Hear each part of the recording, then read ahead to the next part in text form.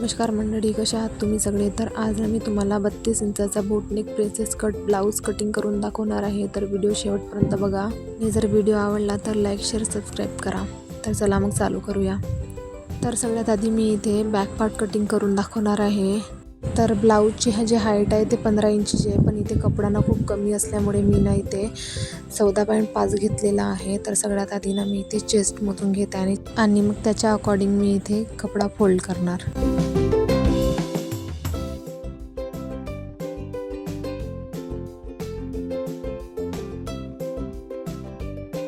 तुम्हाला जेवढी हाईट पाहिजे तुम्ही इथे घेऊ शकता. बोटनेक ब्लाऊज शिवत आहे म्हणून मी इथे शोल्डर 7 इंचाचा घेतलेला आहे आणि बगलसुद्धा इथे मी 6 इंचाची घेणार आहे आणि 3.5 इंचाचा गळा ठेवणार आहे.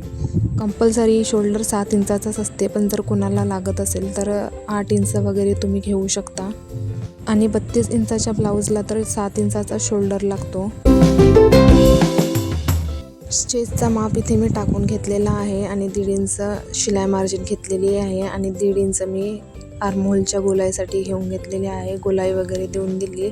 गळ्यासाठी मी इथे 3.5 इंचाचा मेजरमेंट टाकलेला आहे आणि रुंदीला लांबीला दोन्ही सारखंच घेतलेलं आहे. आणि मी इथे गळ्याचा शेप ना गोल देत आहे, मला गोल गळा पाहिजे आहे म्हणून. आणि मग त्याच्या खालून मी 1 इंचाचा गॅप ठेवून वेगळा आकार देणार आहे. खालच्या बाजूने ना मी इथे 3.5 इंचावर मोजून घेतलेला आहे हुकपट्टीसाठी, कारण कस्टमरला ना खूप छोटी पट्टी नको होती, तर मी लांबच घेतलेली आहे.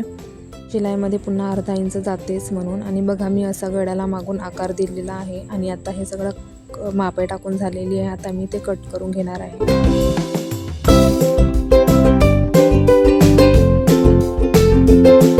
तर ब्लाऊज ना इथे माझा कट करून झालेला आहे. तर दोन्हीही बाजूला असं उमटावा म्हणून गळा मी ते एकमेकावर थापून घेत आहे आणि दोन्ही बाजूला असा आकार येऊन जाणार. आणि हे असं उमटवून वगैरे घेतलं आणि त्याला मी घडी करून बाजूला ठेवून देणार आहे. आणि आता समोरच्या पार्टची मी कटिंग करणार आहे आणि समोरचे जे मापं असणार आहे ते सारखेच असणार आहे. जे मागं टाकले तेच, फक्त आपल्याला स्कर्टसाठी वरून 9 इंचावर 1 पॉईंट द्यायचा आहे आणि कमरेमध्ये 1.5 इंच वाढवायचा आहे. एवढंच फक्त आपल्याला इथे चेंजेस घालायचे आहे, बाकी काहीच करायचं नाही आहे.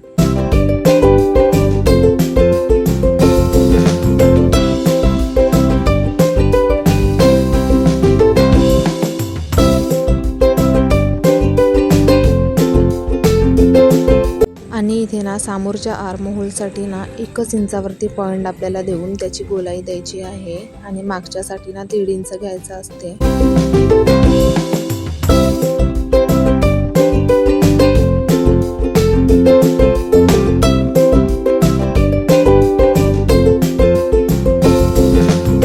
आणि समोरच्या गळ्याची लांबी जी आहे ते मी 4.5 इंचावरती घेत आहे.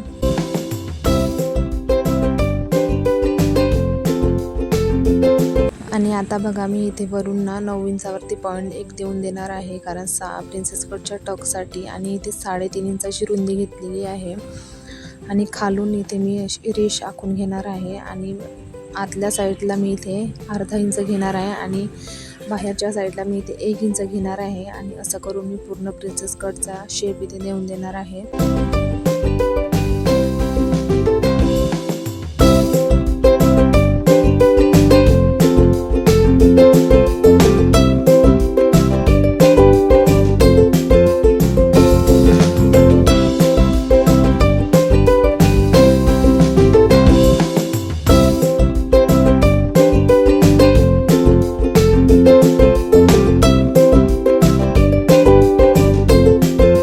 हे बघा, हे ना माझं आता इथे ड्रॉ करून झालेलं आहे सगळं आणि आता मी इथे कट करून घेणार आहे.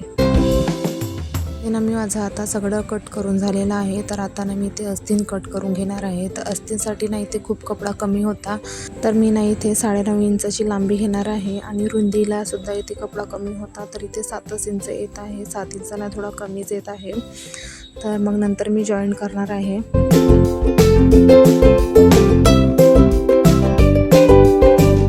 इथे ना मी बाहीच्या खोलीसाठी ना आतल्या बाजूला 2.5 इंच खोल घेणार आहे, म्हणजे बाहीचा आकार देण्यासाठी.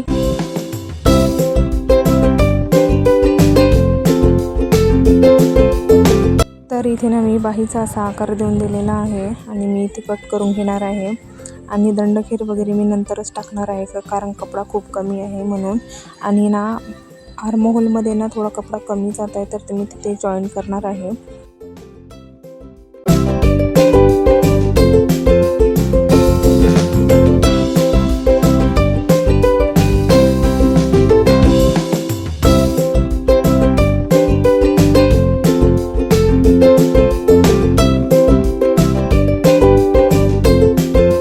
तर इथे ना माझे सगळे पार्ट अस्तरचे कट करून झालेले आहेत